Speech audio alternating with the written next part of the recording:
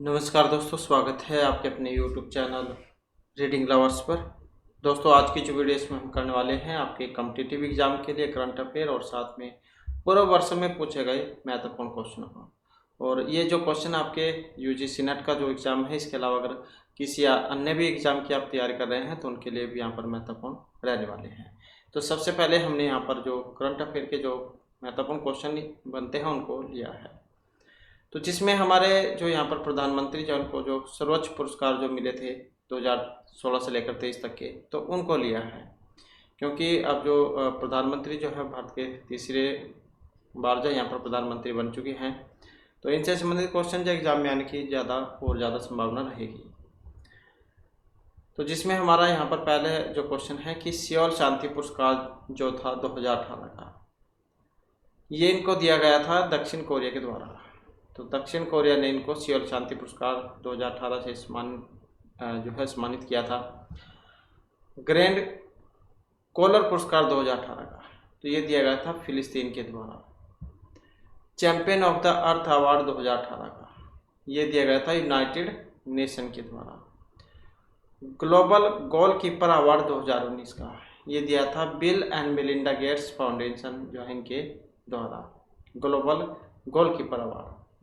The King Hamad Order of the Renaissance 2019, ये दिया था बहरीन के द्वारा। ऑर्डर ऑफ जायद अवार्ड 2019, तो ये था संयुक्त अरब अमीरात अर्थात यूएई के द्वारा, order of the Zayed award 2019। इसके बाद आ जाता है saint Andrews the apostle award 2019, तो ये दिया गया था रूस के द्वारा। फिलिप कोटलर अवार्ड 2019 का, ये दिया गया था कोलोन स्कूल ऑफ मैनेजमेंट के द्वारा। इसके बाद है रूल ऑफ निशान इजुद्दीन अवार्ड 2019, रूल ऑफ निशान इजुद्दीन अवार्ड 2019, तो ये दिया गया था मालदीव के द्वारा। लीजन ऑफ मेरिट अवार्ड 2020, ये दिया गया था अमेरिका के द्वारा। नगदग पेलजी खोरलो अवार्ड 2021, नगदग पेलजी खोरलो अवार्ड 2021, ये दिया गया था भूटान के द्वारा। इसके बाद है Ebakl award by the Republic of Palau 2023, ये दिया गया था पलाऊगण के द्वारा। आसानी से आप याद भी रख सकते हैं क्योंकि पलाऊ शब्द यहाँ पर आया है, पलाऊगण के द्वारा दिया गया था। उसके बाद है companion award of the Fiji 2023, तो companion of the order of Fiji 2023, तो फिजी देश के द्वारा दिया गया था। इसे भी आप आसानी से याद रख सकते हैं फिजी के द्वारा क्योंकि इनका नाम आया है इसमें। Companion of the order of Logohu 2023, companion of the order of Logohu, तो ये था पापुआ न्यू गिनी के द्वारा। ऑर्डर ऑफ द नाइल 2023, ये दिया गया था मिस्र के द्वारा। Grand cross of the legion of honour 2023, grand cross of the legion of honour 2023 दिया गया था फ्रांस के द्वारा। Grand cross of the order of honour 2023, ये दिया गया था ग्रीक देश के द्वारा। Grand cross of the order of honour 2023, तो इस प्रकार से जो इनको ये कुछ जो है सम्मान यहाँ पर मिले थे। इसके बाद है यहाँ पर जो आपके करेंसी जो है भारतीय नोट, उन पर किन के चित्र छपे हुए हैं, कौन से नोट पर। जैसे 10 रुपये, क्योंकि अभी जो यहाँ पर सभी के जो यहाँ पर कलर जो चेंज हो चुके हैं, तो 10 रुपये का जो नोट है उस पर चॉकलेट ब्राउन अब हो गया है। कोणार्क का सूर्य मंदिर का चित्र उस पर आपको देखने को मिलेगा। 20 रुपये ये हरित पीला है और एलोरा की गुफाओं के चित्र हैं। 50 रुपये फ्लोरोसेंट ब्लू, हम्पी का पत्थर से बना रथ। 100 रुपये जो है इस पर लेवेंडर कलर रहेगा और रानी की बावड़ी है उस पर। 200 रुपये का जो नोट है ब्राइट येलो कलर का है और सांची का स्तूप जो है इस पर चित्र बना हुआ है। 500 रुपये का जो नोट है स्टोन ग्रे कलर का है और लाल किला का चित्र आपको देखने को मिलेगा। 2000 रुपये आप तो जाए बंद हो चुका है, मेजेंटा कलर था इसका और मंगलयान का इस पर चित्र था। तो ये कुछ यहाँ पर करेंसी थी। इसके बाद आ जाता है यहाँ पर जो कुछ यहाँ पर अभी नाम जो है ये भी परिवर्तन हो गए हैं। कुछ जगह जो थी उनके नाम परिवर्तन हो चुके हैं। जैसे जो पुराना संसद भवन था उसका नाम अब संविधान सदन हो गया है। खेलो इंडिया महिला लीग, इसका जो नया नाम है अस्मिता महिला लीग। बांद्रा वर्सोवा लीग, इनका नाम हो चुका है वीर सावरकर सेतु। मुंबई ट्रांस हार्बर लिंक, इसका नाम हो चुका है अटल सेतु। अहमदनगर जिला, नया नाम क्या हुआ? अहिल्याबाई होलकर नगर। अहमदनगर अहिल्याबाई होलकर नगर। शिवमोगा हवाई अड्डा, तो नया नाम जो है ये प्रस्तावित है कुवेम्पू हवाई अड्डा, शिवमोगा हवाई अड्डे का। औरंगाबाद शहर जो महाराष्ट्र में है, नया नाम जो है रहेगा छत्रपति संभाजी नगर। औरंगाबाद शहर का नया नाम छत्रपति संभाजी नगर है। उस्मानाबाद शहर जो महाराष्ट्र में है, नया नाम है धाराशिव। इसके बाद आ जाता है चर्च गेट रेलवे स्टेशन, नया नाम क्या है? सीडी देशमुख रेलवे स्टेशन, जो अभी प्रस्तावित है। Churchgate railway station, CD Deshmukh railway station प्रस्तावित है। राउरकेला हॉकी स्टेडियम, बिरसा मुंडा अंतर्राष्ट्रीय हॉकी स्टेडियम, ये नया नाम है राउरकेला हॉकी स्टेडियम का, बिरसा मुंडा अंतर्राष्ट्रीय हॉकी स्टेडियम। हैरिस पार्क जो सिडनी ऑस्ट्रेलिया में है, नया नाम लिटिल इंडिया है। इस्लाम नगर गांव मध्य प्रदेश में जो है, नया नाम है जगदीशपुर। मुगल गार्डन जो दिल्ली में है, नया नाम क्या रहेगा? अमृत उद्यान। हालोंगी ग्रीनफील्ड एयरपोर्ट जो अरुणाचल प्रदेश में है, नया नाम रहेगा डोनी पोलो एयरपोर्ट। होलोंगी ग्रीनफील्ड एयरपोर्ट का नाम जो अरुणाचल प्रदेश में है क्या रहेगा? डोनी पोलो एयरपोर्ट। चिपी हवाई अड्डा जो महाराष्ट्र में है, नया नाम रहेगा बैरिस्टर नाथ पाई हवाई अड्डा, बैरिस्टर नाथ पाई हवाई अड्डा। महाकाल कॉरिडोर जो उज्जैन में है, नया नाम है श्री महाकाल लोक। महाकाल कॉरिडोर जो उज्जैन में है, नया नाम है श्री महाकाल लोक। दौलताबाद किला जो महाराष्ट्र में है, नया नाम है देवगिरी किला। तो दौलताबाद किला जो महाराष्ट्र में है, नया नाम है इसका देवगिरी किला। इसके बाद है कीबुथु सैन्य शिविर, अरुणाचल प्रदेश में जो है, इनका नया नाम है विपिन रावत मिलिट्री गैरिसन। तो general Vipin Rawat military garrison. तो कीबुथु सैन्य शिविर अरुणाचल प्रदेश का नया नाम general Vipin Rawat military garrison. Rajpath Delhi, तो नया नाम है कर्तव्य पथ। चंडीगढ़ हवाई अड्डा, नया नाम है शहीद भगत सिंह अंतर्राष्ट्रीय हवाई अड्डा। लीसेस्टर क्रिकेट ग्राउंड जो इंग्लैंड में है, लीसेस्टर क्रिकेट ग्राउंड इंग्लैंड में है, नया नाम क्या है? Sunil Gavaskar cricket ground. तो लीसेस्टर क्रिकेट ग्राउंड इंग्लैंड जो है, इसका नया नाम सुनील गावस्कर क्रिकेट ग्राउंड है। पॉइंट 5140 द्रास सेक्टर, नया नाम है गन हिल। इसके बाद आ जाता है राष्ट्रीय रेल और परिवहन संस्थान। राष्ट्रीय रेल और परिवहन संस्थान, नया नाम है गति शक्ति विश्वविद्यालय। राष्ट्रीय रेल एवं परिवहन संस्थान गति शक्ति विश्वविद्यालय। हरिजन शब्द का जो अब नया नाम है डॉक्टर अम्बेडकर, दिल्ली सरकार के द्वारा ये दिया गया है। जिन्हें पहले हरिजन का देते थे, तो ये डॉक्टर अम्बेडकर दिल्ली सरकार के द्वारा दिया गया है। मियाँ का बाड़ा रेलवे स्टेशन जो राजस्थान में था, तो इसका नया नाम है महेश नगर फोर्ट। मियाँ का बाड़ा रेलवे स्टेशन का नया नाम Mahesh Nagar fort. Kevadia railway station Gujarat में जो है, नया नाम रहेगा एकता नगर रेलवे स्टेशन। इसके बाद है बिहार मखाना, नया नाम है मिथिला मखाना। जिम कॉर्बेट राष्ट्रीय उद्यान, नया नाम है रामगंगा राष्ट्रीय उद्यान, तो गुजरात में है। जिम कॉर्बेट राष्ट्रीय उद्यान, नया नाम रामगंगा राष्ट्रीय उद्यान। इसके बाद है मैनपुरी सैनिक स्कूल जो उत्तर प्रदेश में है, नया नाम है जनरल विपिन रावत सैनिक स्कूल। तो मैनपुरी सैनिक स्कूल उत्तर प्रदेश का नया नाम जनरल विपिन रावत सैनिक स्कूल है। तो ये जो जिम कॉर्बेट जो राष्ट्रीय उद्यान है, ये उत्तराखंड में है। तो नया नाम इसका रामगंगा राष्ट्रीय उद्यान है, उत्तराखंड में है। इसके बाद आ जाता है यहाँ पर झांसी रेलवे स्टेशन जो उत्तर प्रदेश में है। यह वीरांगना लक्ष्मीबाई रेलवे स्टेशन, तो ये इनका नया नाम है झांसी का। तो यहाँ से आप याद रख सकते हैं झांसी की वीरांगना थी रानी लक्ष्मीबाई, तो ऐसे इसको आप याद रख सकते हैं। पाताल पानी रेलवे स्टेशन जो इंदौर में है, तो यह Tantya Mama railway station. Habibganj railway station जो मध्य प्रदेश में है, नया नाम है Rani Kamlapati railway station. Habibganj railway station Madhya Pradesh में, नया नाम रानी कमलापति रेलवे स्टेशन है। लोकसभा राज्यसभा टीवी जो नया नाम है संसद टीवी। तो पहले आपने टीवी में देखा होगा लोकसभा और राज्यसभा अलग अलग आते थे, तो इनका नाम है संसद टीवी। मिड डे मील योजना, तो नया नाम है पीएम पोषण स्कीम योजना।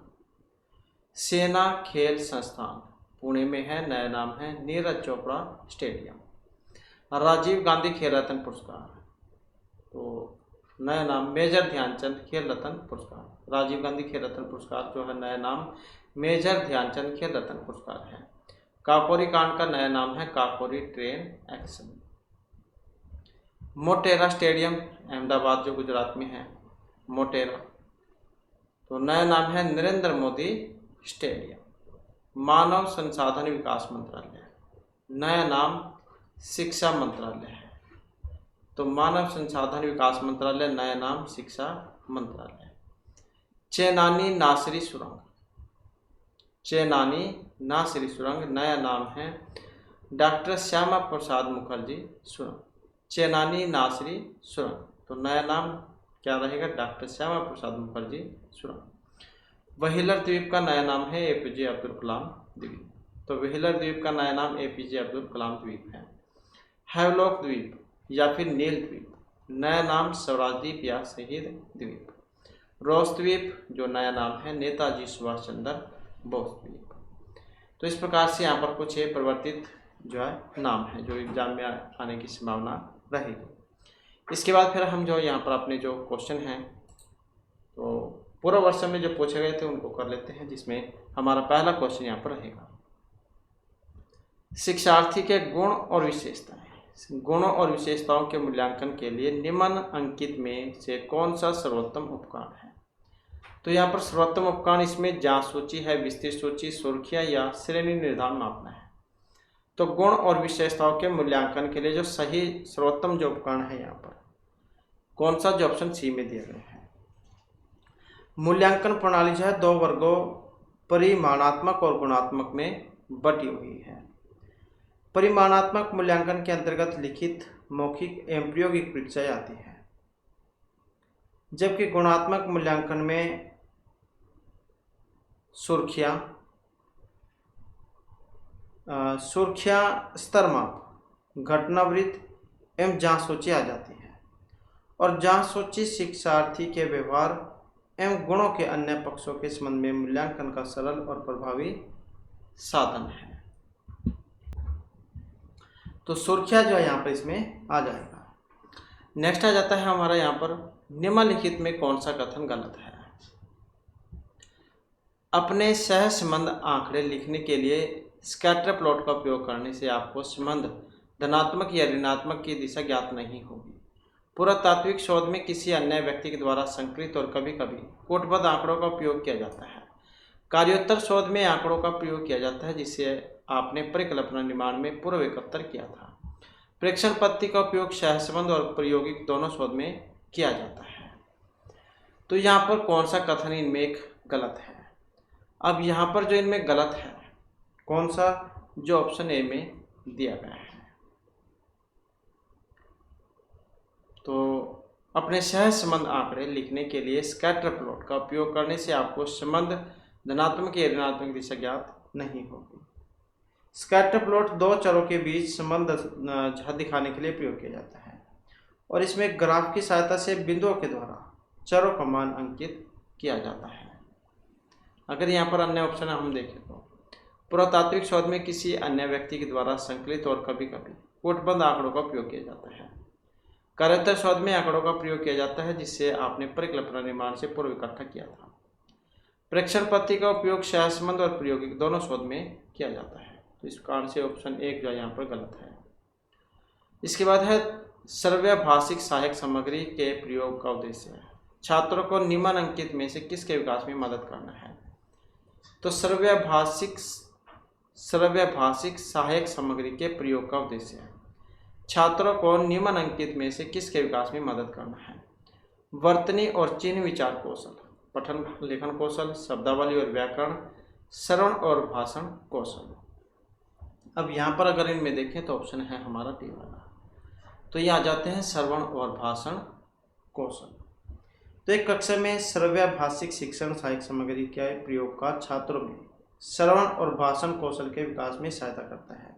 श्रवण सामग्री के द्वारा छात्र अनेक प्रकार के श्रव्य साधन जैसे कविता है, कहानी है, भाषण, वाद विवाद, तो इनसे ज्ञान प्राप्त करता है और किसी पूर्व निर्धारित विषय पर अपने विचार प्रस्तुत करना भाषण कहलाता है। नेक्स्ट आ जाता है शोध में सहायक विश्लेषण के लाभ है। शोध में सहायक विश्लेषण के लाभ: सस्ता है, मापक यंत्र बनाने की कोई आवश्यकता नहीं, आंकड़ा अभिलेखागार एक महत्वपूर्ण स्रोत है, महत्वपूर्ण ज्ञान उत्पन्न करने के लिए उपयोगी अवसर प्राप्त होता है, आंकड़ों को समझने के लिए समय कम मिलता है। तो शोध में सहायक विश्लेषण के लाभ। अब कोट वाला यहाँ पर क्वेश्चन है और इनमें देखें तो ऑप्शन ए जो है इनको माना गया है, जिसमें 1 2 3 4 आ जाते हैं। तो जो यहाँ पर ऑप्शन 5 है इसको छोड़कर, तो शोध जो होता है, शोध से जो आशय है किसी क्षेत्र में ज्ञान की खोज से है और शोध मानव को ज्ञान की दिशा प्रदान करता है। शोध प्रक्रिया में आंकड़े एवं अभिलेखागार जानकारी प्राप्त करने के महत्वपूर्ण स्रोत होते हैं और शोध से व्यक्ति का बौद्धिक विकास होता है। नेक्स्ट आ जाता है कुछ दशकों के दौरान तकनीकी की समृद्धि, विकास और परिवर्धित पहुंच से तकनीक के प्रयोग के संदर्भ में शिक्षार्थी की विशेषताएं विकसित करने में योगदान हुआ है। नीचे 2 समूह दिए गए हैं, कृपया जन्म वर्ष के आधार पर प्रचलित जो पीढ़ी है उनको सम्मिलित कीजिए। तो यहाँ पर भी जो है कोट वाला क्वेश्चन है और इसमें जो है ऑप्शन डी को माना गया था, जिसमें 4 3 5 2 1 जैसे 1945 और उससे पहले जन्मे, तो ये आए थे जनरेशन एक्स में। जनरेशन एक्स में 1946 से 64 के बीच जो जन्मे बच्चे हैं, सॉरी 4 है यहाँ पर, तो 4 जो है यहाँ पर इसका आएगा, ये था परंपरावादी। 1945 या और उससे पहले जन्मे बच्चे परंपरावादी, और 1946 से 64 के बीच जन्मे तो ये थे बेबी बूमर। 1965 से 1976 के बीच जन्मे बच्चे तो उनको रखा गया है जनरेशन एक्स में, तो उनको रखा गया है जनरेशन एक्स। 1965 से 76 के बीच जन्मे बच्चे को, 1977 से 95 के बीच जन्मे बच्चे तो इनको रखा गया है जनरेशन वाई में। 1996 और उसके बाद के जो बच्चे हैं ये आ जाते हैं जनरेशन जेड में। तो इस प्रकार से जो है यहाँ पर इनका मिलान माना गया है। इसके बाद आ जाता है वैधता और समस्या के कुछ स्रोतों को सम्मिलित कीजिए। वैधता और समस्या के मुख्य स्रोतों को, जैसे निर्माण वैधता है, बाह्य वैधता, अभियांत्रिक वैधता। तो यहाँ पर भी जो है इसमें कोट वाला जो है क्वेश्चन है और ऑप्शन डी को माना गया है, 1 3 और 2 को। तो 1 3 और 2, तो निर्माण वैधता क्या है? व्यक्तिगत या खराब मापक जिसके परिणामस्वरूप गलत संकेतन या दुह निर्वचन होता है, तो निर्माण वैधता। बाह्य वैधता तो यह जाएगा प्रतिभागियों का निर्दर्श प्रतिनिधित्व नहीं था, तो यह बाह्य वैधता। प्रतिभागियों का निर्दर्श प्रतिनिधित्वात्मक नहीं था। अभियांत्रिक वैधता तो ये हो जाएगा व्यवहार और अव्यवहार समूह। अध्ययन आरंभ होने से पूर्व असमान थे। तो इस प्रकार से जो है यहाँ पर इनका मिलान होगा।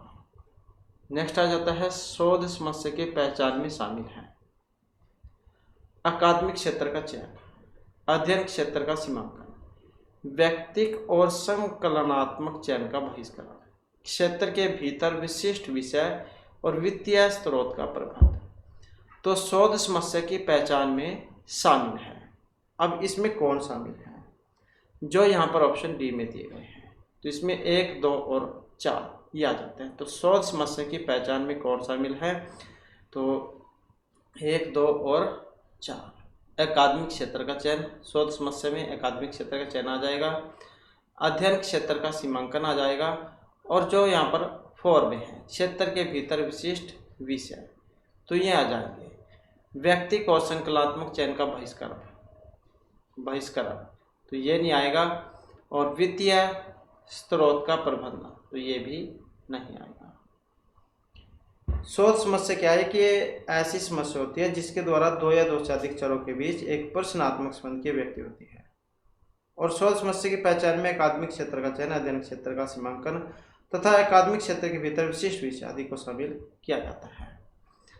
इसके बाद है शैक्षिक नियोजकों और प्रशासकों को प्रशिक्षण देने वाली भारत में सर्वोच्च संस्था कौन सी है? तो शैक्षिक नियोजकों और प्रशासकों को प्रशिक्षण देने वाली भारत में सर्वोच्च संस्था NCTE, NCERT, NIEPA या SCERT। तो शैक्षिक नियोजकों और प्रशासकों को प्रशिक्षण देने वाली भारत में सर्वोच्च संस्था, जो यहाँ पर ऑप्शन सी में दी गई है, NIEPA, NIEPA। तो राष्ट्रीय शैक्षिक योजना एवं प्रशासन संस्थान भारत में शैक्षिक नियोजकों और प्रशासकों को प्रशिक्षण देने वाली सर्वोच्च संस्था है। केंद्रीय मानव संसाधन विकास मंत्रालय के द्वारा स्थापित न केवल यह भारत की अपितु दक्षिण एशिया का ये प्रमुख संगठन है। इसके बाद है कक्षा संरचना की 20 बाउल शैली के संदर्भ में कौन सा कथन सही है? तो कक्षा संरचना की 20 बाउल शैली के संदर्भ में कुछ छात्र कक्षा के बीच में एक घेरे के पास बैठते हैं, जबकि शेष छात्र समूह चर्चा का अवलोकन करने के लिए थोड़ा पीछे खड़े होते हैं। तो 20 बाउल शैली कौन सी होती है? छात्रों को छोटी मेज के इर्द गिर्द बिठाया जाता है ताकि वे लघु समूह चर्चा कर सकें। छात्र क्षैतिज पंक्तियों में बैठते हैं ताकि वे साफ साफ एक दूसरे को देख सके, लेकिन इससे समूह चर्चा संभव नहीं हो पाती। छात्र सी आकार की रचना में बैठते हैं और शिक्षक केंद्र में होता है। तो फिश बाउल जो यहाँ पर शैली जो है कौन सी होती है? और जो ऑप्शन ए में यहाँ पर दी गई है कि कुछ छात्र कक्षा के बीच में एक घेरे में पास बैठते हैं, जबकि शेष छात्र समूह चर्चा का अवलोकन करने के लिए थोड़ा पीछे खड़े होते हैं। नेक्स्ट हमारा यहाँ पर क्वेश्चन है, प्रतिभागी शोध की व्याख्या निम्नलिखित में से किस रूप में की जा सकती है? तो प्रतिभागी शोध की व्याख्या, तो ये व्यष्टि आधारित, सरकार आधारित, समुदाय आधारित या समूह आधारित है। तो प्रतिभागी शोध की व्याख्या किस रूप में भी की जा सकती है? और जो यहाँ पर ऑप्शन सी में दिया गया है, तो प्रतिभागी शोध की व्याख्या किस रूप में भी की जा सकती है? तो समुदाय आधारित। नेक्स्ट जो आ जाता है यहाँ पर गद्यांश, और 11 से 15 तक के जो क्वेश्चन है वो आ जाएंगे, जिसमें से आपने इनमें से एक क्वेश्चन को फिल करना है। और गद्यांश को ध्यानपूर्वक पढ़ लेना है क्योंकि शीर्षक भी एग्जाम में पूछा जाता है। तो एक बार में ध्यानपूर्वक पढ़ लेना है ताकि बार समय बच जाए। तो सरकारी कूटनीति पद से विविध विचार और दृष्टिकोण परिलक्षित होते हैं। इस प्रकार इसमें विशिष्ट सुस्थापित अवधारणा सन्निहित नहीं है, तथापि सरल शब्दों में सरकारी कूटनीति से विदेशी श्रोताओं पर राष्ट्र का प्रभाव अभिप्रेत है। सरकारी कूटनीति की परिभाषा, विदेशी व्यक्तियों के चिंतन और अंततोगत्वा उनकी सरकारों को प्रभावित करने के उद्देश्य से उनके साथ प्रत्यक्ष संवाद के रूप में भी दी जा सकती है। इसलिए सरकारी कूटनीति को किसी राष्ट्र द्वारा अन्य देशों की बात सुनने और उनकी आवश्यकताओं को समझने और अंततः संबंध स्थापित करने के उद्देश्य से अपने विचार संप्रेषित करने की प्रक्रिया के रूप में भी समझा जा सकता है। सरकारी कूटनीति किसी भी राष्ट्र की अस्मिता और पहचान पर आधारित होती है, जो बहुत से कारकों अर्थात राजनीतिक, सामाजिक, आर्थिक और सांस्कृतिक घटकों से प्रभावित होता है।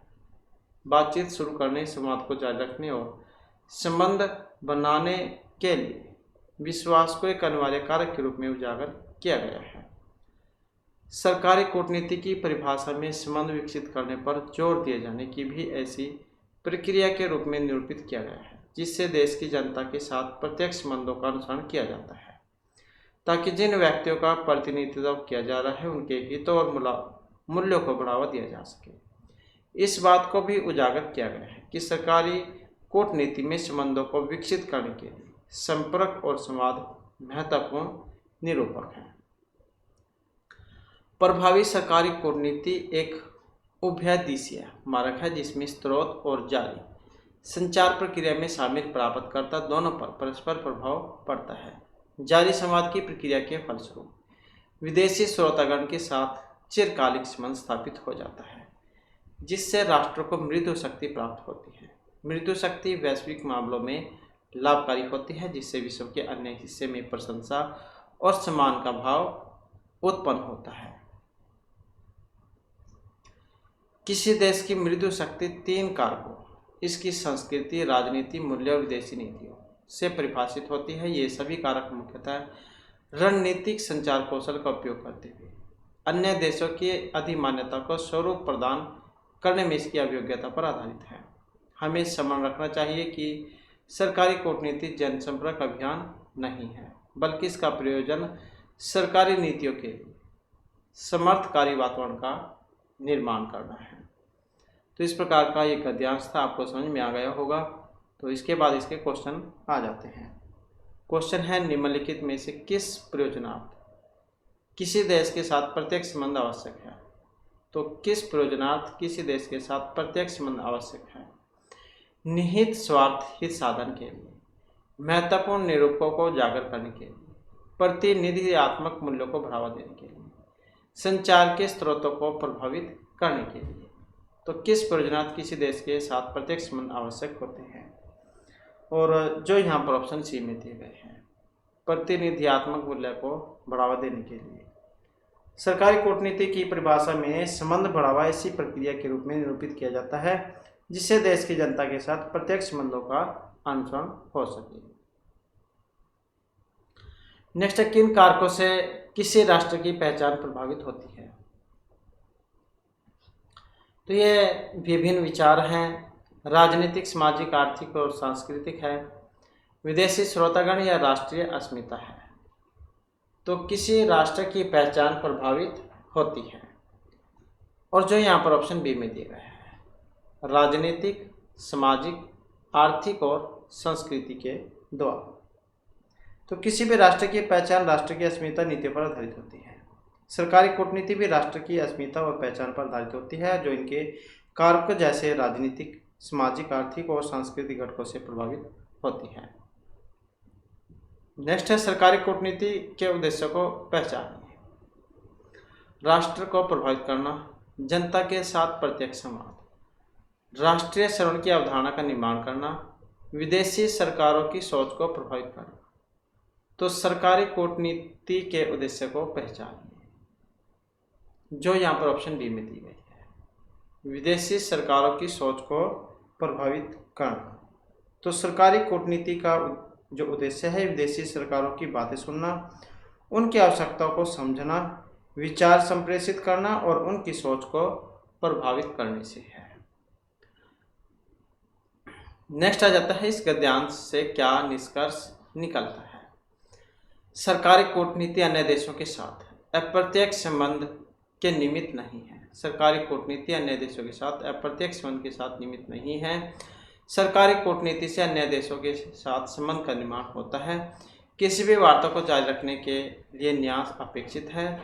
रणनीतिक संचार कौशल से अन्य देशों की अधिमान्यता को स्वरूप प्रदान करने में मदद मिलेगी। सरकारी कूटनीति लोक संबंध नहीं है। मृदु शक्ति का प्रयोग वैश्विक मामलों में भूमिका के निमित्त नहीं है। तो यहाँ पर इनमें कौन से वाला सही है, कोट वाला क्वेश्चन है। और यहाँ पर इनमें देखें तो ऑप्शन डी को माना गया था, जिसमें 2, 3, 4, 5 जो है ये आ जाएंगे। तो इस शीर्षक यहाँ पर क्या है, इसका जो निष्कर्ष जो है, निचोड़ क्या था, जो यहाँ पर ऑप्शन 2 में है। 2 में क्या था, सरकारी कूटनीति से अन्य देशों के साथ संबंध का निर्माण होता है।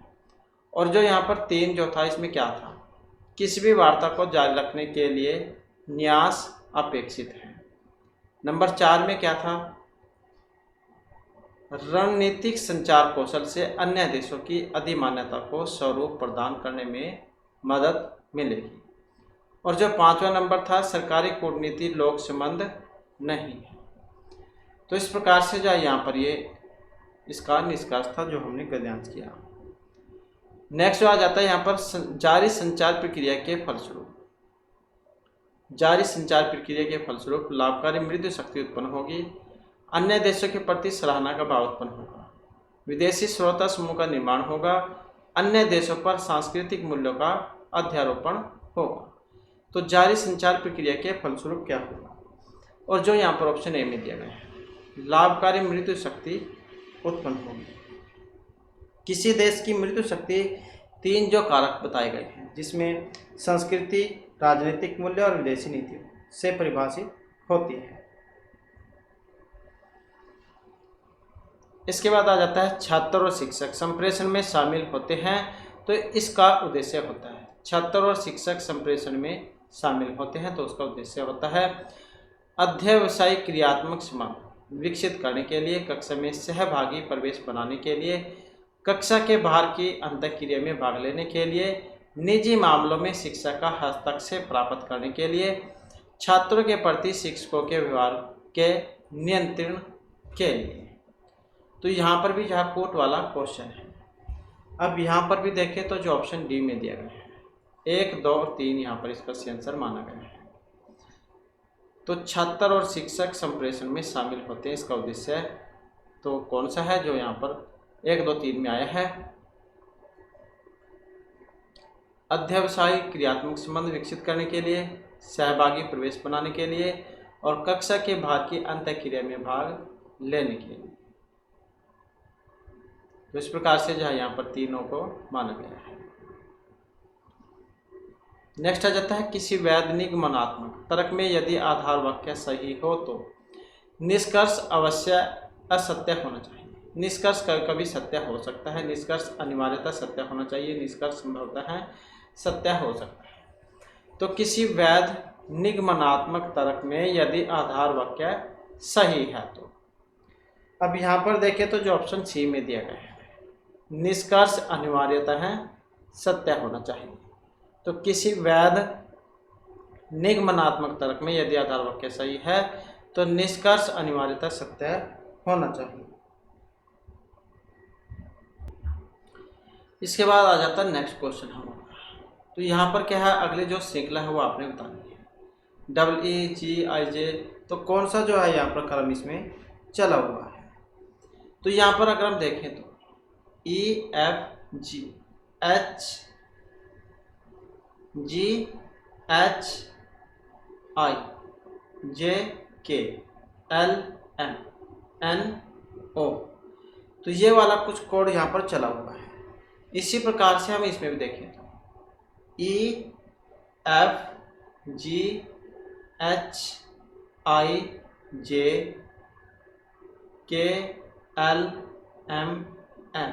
मतलब 1, 2, 3 ये वाला क्रम जो यहाँ पर चला हुआ है।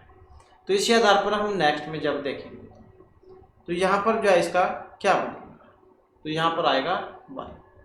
तो जो ऑप्शन सी में दिया गया है। नेक्स्ट आ जाता है एक कक्षा में प्रत्ययकारी संप्रेषण का उद्देश्य लोगों को एक विशेष प्रकार का या कि स्वीकार कराना होता है।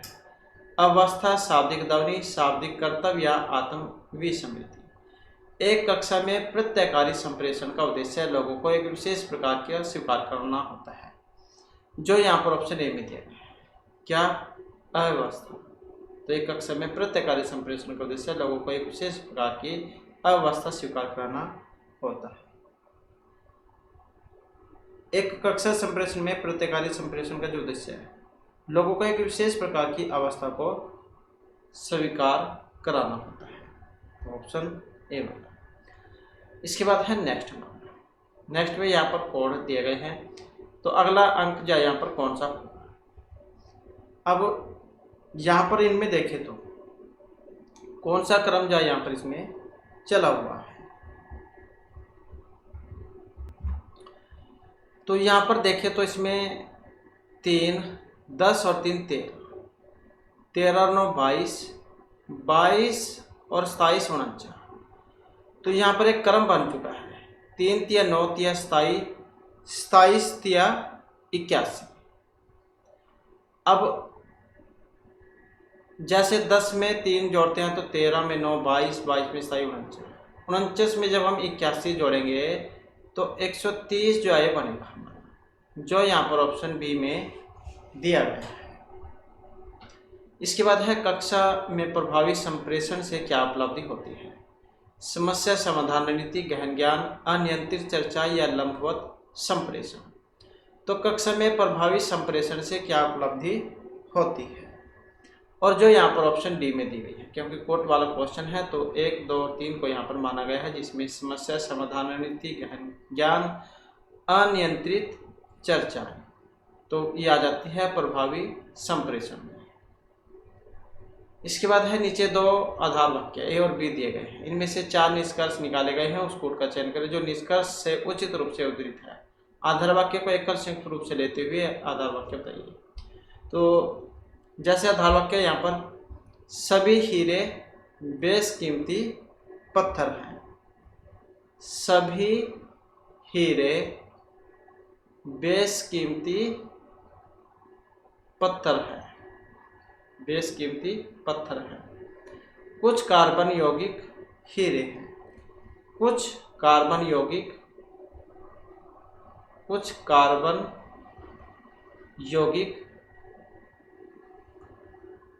हीरे हैं। तो यहाँ पर आप निष्कर्ष देखें तो कौन सा बनेगा? सभी हीरे बेशकीमती पत्थर हैं। कुछ कार्बन यौगिक हीरे हैं। सभी बेशकीमती पत्थर हीरे हैं। तो यहाँ पर देखें, क्या सभी बेशकीमती पत्थर हीरे हैं? सभी बेशकीमती पत्थर हीरे हैं। तो सभी क्या है या नहीं? तो यहाँ पर हमने देखा कि सभी बेशकीमती पत्थर हीरे हैं। क्या सभी बेशकीमती पत्थर हीरे हैं? तो सभी नहीं हैं, क्योंकि कुछ जो है कुछ के अंदर आता है। तो ये जो है यहाँ पर कुछ में आता है, तो ये तो हो जाता है हमारा यहाँ पर गलत। और यहाँ पर अगर हम देखें तो कुछ अकार्बनिक यौगिक बेशकीमती पत्थर हैं। कुछ कार्बनिक यौगिक बेशकीमती पत्थर हैं। तो यहाँ पर क्योंकि जब हीरे के साथ कुछ संबंध है तो बेशकीमती पत्थर के सभी यहाँ पर संबंध है, तो ये वाला हमारा सही हो जाएगा। सभी बेशकीमती पत्थर कार्बन यौगिक है। क्या सभी बेशकीमती पत्थर कार्बनिक यौगिक है? तो सभी नहीं है, क्योंकि यहाँ पर कुछ हिस्सा हीरे के साथ है, कुछ हिस्सा इनके साथ है। तो इस कारण से ये भी हमारा गलत हो जाएगा। कुछ कार्बन यौगिक बेशकीमती पत्थर हैं। क्या कुछ कार्बन यौगिक बेशकीमती पत्थर हैं? तो हैं। तो इस प्रकार से जो है यहाँ पर 2 और 4 को सही यहाँ पर माना गया है। तो इस आधार पर देखें तो कौन से वाला बनेगा? जो ऑप्शन डी में यहाँ पर दिया गया है। इसके बाद आ जाता है नेक्स्ट हमारा, यहाँ पर एक महिला की ओर इशारा करते हुए एक पुरुष ने कहा, एक महिला की ओर इंगित करते हुए एक पुरुष ने कहा कि उसके पिता मेरे पिता के एकमात्र पुत्र हैं। उसके पिता मेरे पिता के एकमात्र पुत्र है, मतलब स्वयं की बात हो रही है यहाँ पर। एक महिला की इशारा करते हुए पुरुष ने कहा कि उसके पिता मेरे पिता के एकमात्र पुत्र हैं। वह पुरुष उस महिला से किस प्रकार संबंधित है? उसका पिता है, भाई है, ब्रदर इन लॉ है या ससुर है? तो उसके पिता मेरे पिता के एकमात्र पुत्र हैं। तो यहाँ पर इसमें किसकी बात हो रही है? तो यहाँ पर महिला का जो पिता है उनकी बात हो रही है।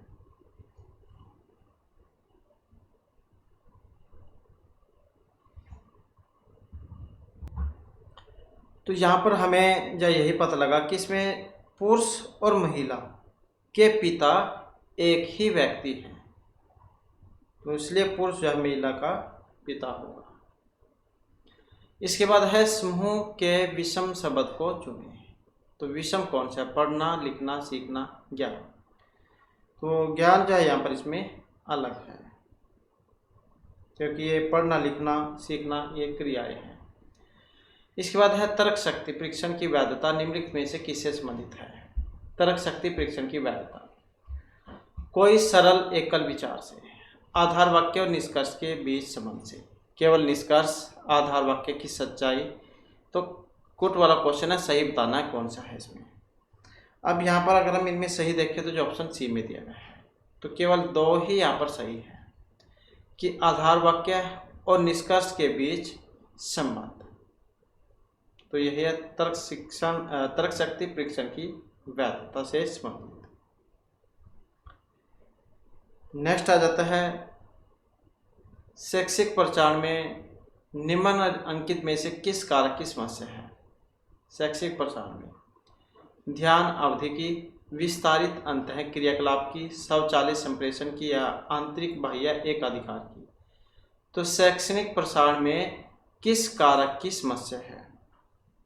और जो यहाँ पर दिया गया है ऑप्शन ए में ध्यान अवधि कारक की जो यहाँ पर समस्या है। इसके बाद है निम्नलिखित तर्क में से तर्क शक्ति को पहचानिए। तो निम्नलिखित तर्क में से तर्क शक्ति को पहचानिए। लक्ष्यहीन व्यक्ति ऐसे कंप्यूटर की तरह हैं जिसमें कोई प्रोग्राम नहीं हो। तो तर्क शक्ति बताइए। लक्ष्यहीन व्यक्ति ऐसे कंप्यूटर की तरह हैं जिसमें कोई प्रोग्राम नहीं हो। आगमनात्मक, परिकल्पनिक, सादृश्यपरक या निगमनात्मक। लक्ष्यहीन व्यक्ति ऐसे कंप्यूटर की तरह हैं जिसमें कोई प्रोग्राम नहीं हो, जो यहाँ पर ऑप्शन सी में दिया गया है। तो ये है सादृश्यपरक, क्योंकि तर्क से हमें पता लगता है कि जिस प्रकार कंप्यूटर बिना प्रोग्राम के सही दिशा में कार्य नहीं कर सकता, उसी प्रकार लक्ष्यहीन व्यक्ति भी सही दिशा में काम नहीं कर सकता है। पहले चाहिए आपका इसमें एग्ज़ाम है तो लक्ष्य होना चाहिए कि हमें ये लक्ष्य लेकर चलना है, ये हमने एग्ज़ाम क्लियर करना ही करना है। इसके बाद है यहाँ पर कुछ शब्द दिया गया है हैदराबाद। इसको हम इस प्रकार से लिख सकते हैं, तो इसको हम कैसे लिखेंगे? तो पहले हम जो इसको लिख लेते हैं। तो अब जो यहाँ पर हमने लिख लिया है और इसके बाद कौन सा क्रम चला हुआ है, तो यहाँ पर देखिए तो आर जो है इसमें कोई चेंज नहीं है। ई में क्या चेंज हुआ है? ई और ए ये आपस में क्रॉस है। अब यहाँ पर देखें तो डी ए पी, तो ये जो है यहाँ पर बदला गया है। जो सबसे लास्ट में था वो शुरू में हो गया डी ए बी, तो डी ए पी। इसी प्रकार से यहाँ पर है डी वाई एच। यहाँ पर देखिए तो D Y H, H Y D का डी वाई एच जो है चेंज हो गया है। तो इस प्रकार से बना है और इसी प्रकार से यहाँ पर इसका बनाना है।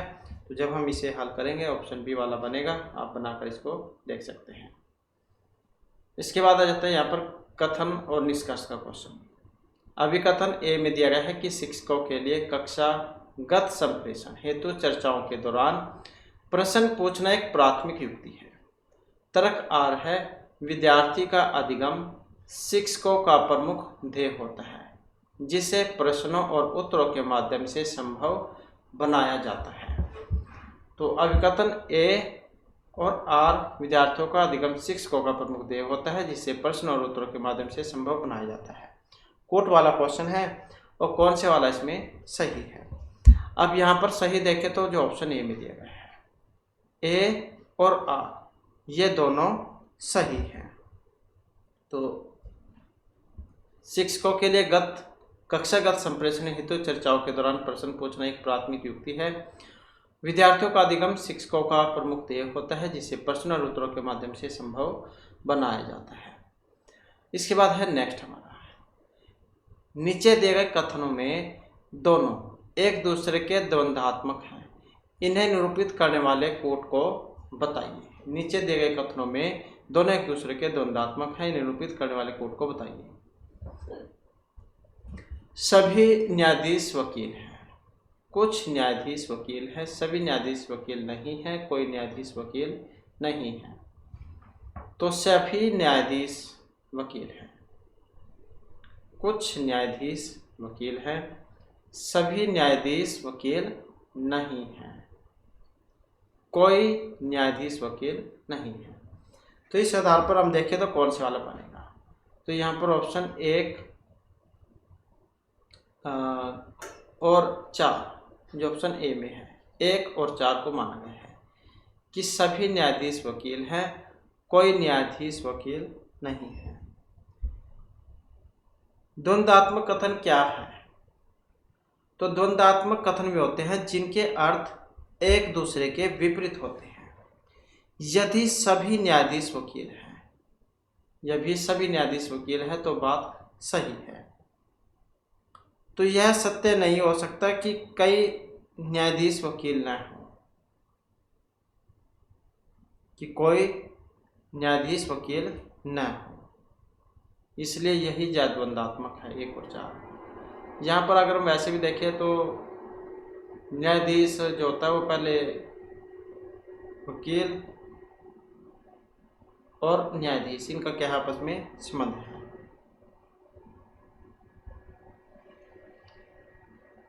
इसके बाद है 31 से 35 तक की तालिका। शिक्षक ABCDE दिए गए हैं। इसके बाद है यहाँ पर सोमवार, मंगलवार और बुधवार में यहाँ पर दिए गए हैं क्या है, शिक्षक द्वारा दैनिक कक्षा की संख्या। उसके बाद बुधवार के बाद वीरवार और शुक्रवार प्रति वर्ग पारिश्रमिक। तो यहाँ पर उपरोक्त जो तालिका है इसमें प्रत्येक शिक्षक द्वारा सप्ताह के अलग अलग दिनों में ली गई कक्षाओं और प्रति वर्ग प्रति शिक्षक परिश्रमिक को उल्लेख किया गया है। शनिवार रविवार अवकाश के दिन हैं। तो शनिवार और रविवार अवकाश के क्या है, दिन हैं। उपरोक्त आंकड़ों के आधार पर नीचे लिखे गए प्रश्न के उत्तर दीजिए और एक प्रकोष्ठ खाली है और आपको प्रश्न में उपलब्ध सूचना के आधार पर परिकलन करना पड़ सकता है। तो परिकलन यहाँ पर करना पड़ सकता है। तो इसमें क्या है कि एक सप्ताह में शिक्षक E द्वारा अर्जित कुल परिश्रमिक। तो यहाँ पर क्या है, एक सप्ताह में शिक्षक E द्वारा अर्जित परिश्रमिक, E के द्वारा अर्जित परिश्रमिक। तो यहाँ पर क्या है, शिक्षक E द्वारा सोमवार, मंगलवार, बुधवार को अर्जित किया गया परिश्रमिक। तो मतलब इसका हो जाएगा 3 गुना 3000 है। तो 3 × 9 = 27 और इसका तो हो जाएगा 27,000। फिर E के द्वारा वीरवार और शुक्रवार को अर्जित किया गया परिश्रमिक। तो ये होगा 2 गुणा में 1 और गुणा में 3000। तो ये हो जाएगा 6000। फिर कुल अर्जित किया गया परिश्रमिक, तो ये हो जाएगा 27,000 और प्लस में 6000, 27 और 6, तो ये जो है 33 हो जाएगा, 33,000 जो यहाँ पर दिया गया ऑप्शन डी। इसके बाद आ जाता है कि मान लीजिए एक माह में 4 सप्ताह हैं, तो एक माह में शिक्षक डी की अर्जित आय जो है कितनी होगी। तो अर्जित आय जो है यहाँ पर कितनी होगी, तो ये 1,60,000 रुपये जो है यहाँ पर बनेगी। नेक्स्ट आ जाता है केवल सोमवार को कक्षा लेने के बदले सभी शिक्षकों को वेतन की सहायता करने के लिए शिक्षण संस्थान द्वारा व्यय कुल धनराशि कितनी है। तो यहाँ पर जो इसमें धनराशि बनेगी ये 57,000 रुपये की बनेगी। इसके बाद आ जाता है नेक्स्ट हमारा। नेक्स्ट में एक सप्ताह में शिक्षक बी ने 72,000 रुपये अर्जित किए। तो वीरवार और शुक्रवार को उसने कितने घंटे कक्षाएं ली। तो यहाँ पर जो कक्षाएं जो ली गई हैं ये एक भी दिन यहाँ पर नहीं ली गई है, तो 0 जाए इसमें आ जाएगा। इसके बाद है शिक्षक ए और बी द्वारा कुल साप्ताहिक अर्जित आय का अनुपात कितना होगा। ए और बी के द्वारा कुल साप्ताहिक अर्जित आय का अनुपात, तो ये रहेगा 5:8। नेक्स्ट आ जाता है कथन, अभिकथन और कारण है। तो अभिकथन ए है कि ओलावृष्टि से लगी हुई फसल नष्ट हो जाती है। इसका कारण दिया है कि भारत में ओलावृष्टि केवल जाड़े के मौसम में ही होती है। तो कौन से वाला कथन इनमें सही माना गया है। अब सही देखें तो ऑप्शन सी को माना गया है। ए तो सही है लेकिन आर गलत है कि जाड़े में ही ओलावृष्टि होती है, तो ये बात बिल्कुल यहाँ पर गलत है। ओलावृष्टि से लगी हुई फसल नष्ट हो जाती है। अगर किसी फसल के ऊपर ओले पड़ जाते हैं तो वो नष्ट हो जाती है, तो ये बात सही है। नेक्स्ट आ जाता है यहाँ पर निम्न अंकित में कौन ऑपरेटिंग सिस्टम है। इनमें कौन सा एक ऑपरेटिंग सिस्टम है, यूनिक्स, मैक, उबंटू या एडा। अब जो यहाँ पर इनमें देखें तो ऑप्शन डी जो है 1, 2 और 3 को माना गया था। यूनिक्स भी है, उबंटू है और साथ में जो 3 है मैक, तो ये तीनों जो है इसमें आ जाते हैं। यूनिक्स, मैक और उबंटू ये तीनों क्या है ऑपरेटिंग सिस्टम है, जैसे विंडो होता है। तो मैक ऑपरेटिंग सिस्टम 2001 से एप्पल के द्वारा विकसित ग्राफिकल ऑपरेटिंग सिस्टम की एक श्रृंखला है और यूनिक्स ऑपरेटिंग सिस्टम 1960 में विकसित किया गया था। और उबंटू एक फ्री और ओपन सोर्स डेबियन पर आधारित लाइनक्स वितरण ऑपरेटिंग सिस्टम है। तो जैसे विंडो होते हैं तो इस प्रकार से है तीनों, जो चौथा है एडा इसको छोड़कर। इसके बाद आ जाता है निम्नलिखित कृषि पद्धति पर विचार कीजिए। जल प्रवाह, अवरोधक सीमा, रिले फसल, शून्य जोत। तो वैश्विक जलवायु परिवर्तन के संदर्भ में इनमें से किससे या किन से मृदा में कार्बन पृथक्करण भंडारण में मदद मिलती है। तो कृषि पद्धति पर बताना जो है यहाँ पर, और इनमें जो है यहाँ पर देखें तो ऑप्शन बी को माना गया था 1, 2, 3, ये तीनों ही यहाँ पर आ जाते हैं। तो जल प्रवाह, अवरोधक सीमा, रिले फसल और शून्य जोत। तो वैश्विक जलवायु परिवर्तन के संदर्भ में इनमें से किन से मृदा में कार्बन पृथक्करण या फिर भंडारण में मदद मिलती है, तो इन तीनों से ही मिलती है। नेक्स्ट आ जाता है MIME का मतलब क्या होता है। मल्टीपल इंटरनेट मेल एंटिटी से या मल्टीपल इंटरनेट मेल एंटिटी से। तो MIME का मतलब क्या है, MIME। तो इसका अर्थ जो यहाँ पर ऑप्शन डी में जो दिया गया है, मल्टीपल इंटरनेट मेल एक्सटेंशन से। यह मूल इंटरनेट ईमेल प्रोटोकॉल का ही एक विस्तार है जो लोगों को इंटरनेट पर विभिन्न प्रकार की डाटा फाइलों जैसे कि audio, video, image, application, program आदि का आदान प्रदान करने के लिए प्रोटोकॉल का उपयोग करता है। इसके बाद है इनमें से कौन सा अनडू टाइपिंग का एक शॉर्टकट है। तो अनडू टाइपिंग का एक शॉर्टकट है इनमें से Ctrl+S+Y+P या फिर Z, और जो यहाँ पर ऑप्शन डी में दिया गया है तो कंट्रोल और साथ में Z। तो इसके इन दोनों को हम एक साथ प्रेस करके जो है किसी भी डिलीट हुए को दोबारा से वापस लेकर आ सकते हैं। तो Ctrl+Z, तो यह डॉक्यूमेंट को जो है पुराने स्टेटस में बदलने के लिए किए गए अंतिम परिवर्तन को मिटा देता है। इसके बाद है राष्ट्रीय शिक्षा दिवस का आयोजन किसके जन्मदिन पर किया जाता है। राष्ट्रीय शिक्षा दिवस डॉक्टर जाकिर हुसैन, जस्टिस हिदायतुल्लाह, मौलाना अब्दुल कलाम आज़ाद या APJ अब्दुल कलाम। तो राष्ट्रीय शिक्षा दिवस का आयोजन किसके जन्मदिवस पर किया जाता है, और जो ऑप्शन सी में दिया गया है मौलाना अबुल कलाम आज़ाद। और 11 नवंबर को जय मनाया जाता है प्रतिवर्ष। और प्रथम जो शिक्षा दिवस जो था ये 11 नवंबर 2008 को मनाया गया था, प्रथम शिक्षा दिवस। इसके बाद आ जाता है मानव संसाधन विकास मंत्रालय के लीप कार्यक्रम का उद्देश्य विश्वविद्यालय शिक्षक वृंद को निम्नलिखित में से किसमें प्रशिक्षित करना है। संस्थागत अर्थव्यवस्था में, नवीन प्रौद्योगिकी, वैज्ञानिक शोध या अकादमिक नेतृत्व में। तो मानव संसाधन विकास मंत्रालय के लीप कार्यक्रम का उद्देश्य विश्वविद्यालय शिक्षक वृंद को इनमें से किसमें प्रशिक्षित करना है, जो यहाँ पर ऑप्शन डी में दिया गया है। तो कौन सा है, अकादमिक नेतृत्व में। लीप का मतलब क्या है, इसका जो मतलब है यहाँ पर लीडरशिप फॉर एकेडमिशियन प्रोग्राम से लिया गया है। इसके बाद है ताज़े पानी की सर्वाधिक मात्रा विद्यमान होती है, झील, ध्रुवीय बर्फ, नदियों या फिर ग्लेशियर में। तो ताज़े पानी की सर्वाधिक मात्रा तो कहाँ पर होती है, और ये होती है ध्रुवीय बर्फ में। तो पृथ्वी पर उपलब्ध कुल जल का जो मीठा जल जो लगभग 2.7 है, 2.7%। और इस जल का 75.2% जो है ये ध्रुवीय प्रदेशों में बर्फ के रूप में है, जबकि 22.6% जो है यहाँ पर ये भूजल के रूप में है, और शेष जल जो नदियाँ, झीलें, वायुमंडल या इनमें है। तो ध्रुवीय बर्फ है सबसे अधिक ताज़े पानी का जहाँ पर मात्रा है। नेक्स्ट आ जाता है विषयों को चुनिए। श्रवण, अनुमान, प्रत्यक्षीकरण या बोध। तो अलग है इनमें से एक। अब कौन सा, जो ऑप्शन डी में दिया गया है बोध, तो ये अलग है। बोध श्रवण, अनुमान और प्रत्यक्षीकरण से अलग है। बोध शब्द का जो मतलब है यहाँ पर किसी परीक्षार्थी के मानसिक रूप से किसी विषय को समझने, विश्लेषण, तर्क, मूल्यांकन, स्वतंत्र अध्ययनशीलता की जांच कर उस पर आधारित प्रश्नों का सही समाधान करने से है। इसके बाद है नेक्स्ट में आ जाता है शिक्षा का अधिकार जो है RTE के बारे में कौन सा सही है। RTE के बारे में 14 वर्ष की आयु तक के विद्यार्थियों की परीक्षा नहीं लेना, 21 वर्ष की आयु तक उच्चतर शिक्षा को अनिवार्य बनाना, 14 वर्ष की आयु तक प्राथमिक शिक्षा को अनिवार्य बनाना, या 18 वर्ष की आयु तक के विद्यार्थियों को निःशुल्क पोशाक प्रदान करना। तो शिक्षा का अधिकार के बारे में कौन सा सही है, जो यहाँ पर ऑप्शन सी में दिया गया है, 14 वर्ष की आयु तक के प्राथमिक शिक्षा को अनिवार्य बनाना।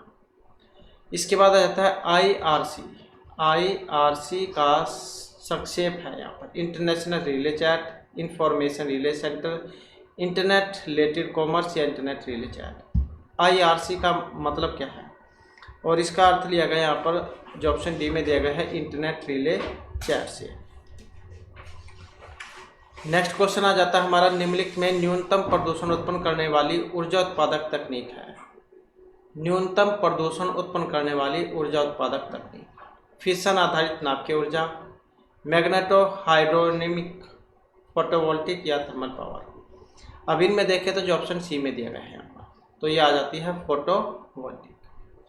इसके बाद है 1952 में स्थापित वित्तीय शिक्षा आयोग के अध्यक्ष कौन थे। तो 1952 में स्थापित वित्तीय शिक्षा आयोग के अध्यक्ष doctor AL मुतालियर, BR Ambedkar, S Radhakrishnan या श्री केसी पंत। तो 1952 में स्थापित वित्तीय शिक्षा आयोग के अध्यक्ष, और जो यहाँ पर ऑप्शन ए में दिए गए तो थे डॉक्टर AL मुतालियर। इसके बाद आ जाता है जो नेटवर्किंग है, नेटवर्किंग के OSI मॉडल के किस स्तर पर HTTP कार्य करता है। कौन सा, HTTP hyper text transfer protocol. तो ये नेटवर्क स्तर है, अनुप्रयोग स्तर है, परिवहन या भौतिक स्तर है। अब यहाँ पर हमारा जो इनमें से आंसर ऑप्शन बी वाला है, तो कौन सा है, यहाँ पर अनुप्रयोग स्तर है। इसके बाद आ जाता है यहाँ पर समूह 1 को 2 के साथ मिलान करना है। समूह 1 में विनियामक निकाय है और दूसरे में क्षेत्र है। जैसे NCTE है तो इसका क्षेत्र बताना है, और इनमें जो यहाँ पर माना गया ऑप्शन बी को, तो NCT जो है इसका मतलब जो है यहाँ पर ये अध्यापन प्रशिक्षण से है, NCTE। और BCI का मतलब जो है यहाँ पर ये लिया गया है विधि से। COA इसका जो अर्थ है यहाँ पर ये वास्तुकला से है। NBA तो जो यहाँ पर एक बच गया है व्यावसायिक पाठ्यक्रम, NBA। तो इस प्रकार से जो है यहाँ पर इनका जो मिलान है ये माना गया है। तो ये हमारी आज की क्लास और महत्वपूर्ण क्वेश्चन थे। नेक्स्ट वीडियो इसमें आपके लिए नए जो महत्वपूर्ण क्वेश्चन हम लेकर आएंगे, और हमारे साथ अंत बनाने के लिए धन्यवाद।